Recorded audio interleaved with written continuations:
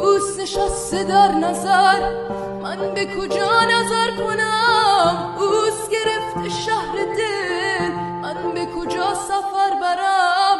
در هوس خیال او همچو خیال گشتم، بس سر رشک نام او نام رخ قمر برم، نام رخ قمر برم. آمده ام که سر نهم، عشق تو را به سر برم، بر تو بگویم که نی شکنم شکر برم، ای شکنم شکر برم. آدم بره اگه از خودم از دلم میگذرم، میخوام حس کنم حال تو بهتره.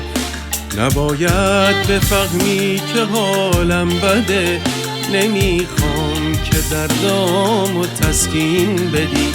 بعیده که برگردی تو زندگی، به من حرف تو رک و واضح زدی.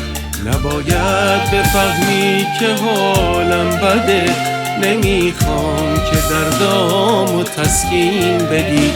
بعیده که برگردی تو زندگی، به من حرف تو رک و واضح زدی.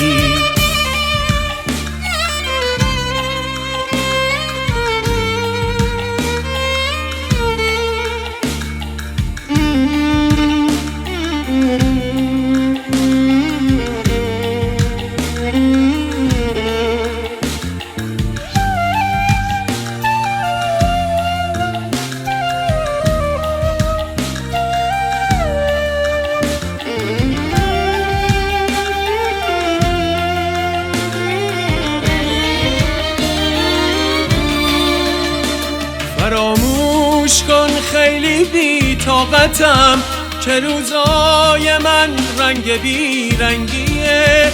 اگه این همه